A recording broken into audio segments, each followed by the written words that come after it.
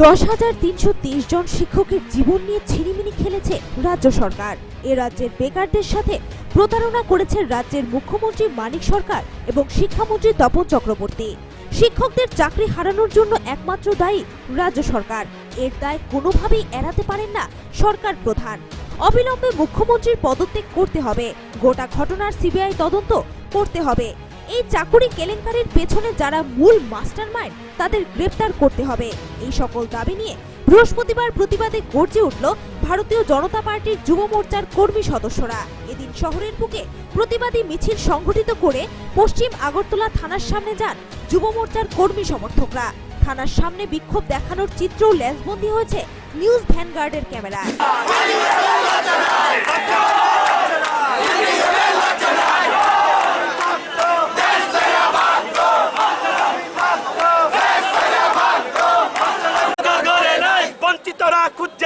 মানিক সরকার করে নাই, বেকাররা সব খুঁজছে তাই মানিক সরকার করে নাই, যুবতীরা সব খুঁজছে তাই মানিক সরকার করে নাই, যুবকরা সব খুঁজছে তাই মানিক সরকার করে নাই, বেকাররা সব খুঁজছে তাই মানিক সরকার করে নাই, রাজ্যের মানুষ খুঁজছে তাই মানিক সরকার করে নাই, রাজ্যের মানুষ খুঁজছে তাই মানিক সরকার করে নাই, যুবকরা সব খুঁজছে তাই মানিক সরকার করে নাই, যুবতীরা খুঁজছে তাই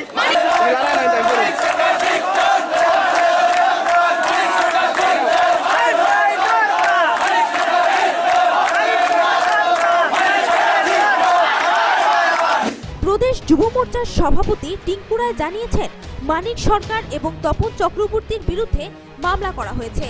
আন্দোলনটা শুধুমাত্র 10,323 জনের জন্য নয়, আন্দোলনটা রাজ্যের 8 লক্ষ বেকারের জন্য বলে জানিয়েছেন তিনি। এখান থেকে আপনারা এসেছেন, সবাইকে ধন্যবাদ। আমরা লিখিত আকারে গতকালকে যে সুপ্রিম কোর্টের রায় যেটা দিয়েছে সেটা দুর্ভাগ্যজনক। এখানকার শুধু এই যারা আমরা 10,323 যারা যুবকের কথা ভাবছি সেটা নয়, এই রাজ্যে 8.5 লক্ষ যুবক যারা কর্মহীন। এখানে এই দীর্ঘ 25 বছরের শাসনের ফলে ত্রিপুরা রাজ্যে ছোট্ট একটা রাজ্যের মধ্যে 25 বছরের শাসন করার ফলে এখানে যারা বৃহত্তর যুব সমাজ যারা কর্মহীন অবস্থা আজকে, আমরা তাদের উদ্দেশ্যে এবং যারা বঞ্চিত হয়েছেন এই গতকালকে রায়ের কারণে আমরা সবাইকে নিয়ে আমরা একটা লিখিত অভিযোগ দায়ের করেছি, যাদের কারণে এখানে আজকে এই পরিবারগুলো বিপন্ন হয়েছে এবং যারা আত্মহত্যা করতে মজবুর হয়েছে তাদের বিরুদ্ধে একটা সুস্থ এবং সুষ্ঠু একটা তদন্ত হওয়া চাই।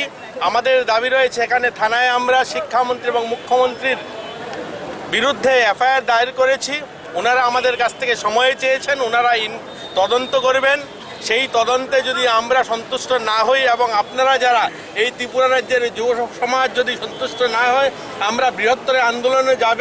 দাবিগুলি পূরণ না হলে আগামী দিনে রাজ্যবাসীর স্বার্থে আরও বৃহত্তর আন্দোলন গড়ে তোলা হবে বলে জানিয়েছেন যুব মোর্চার নেতৃত্বরা।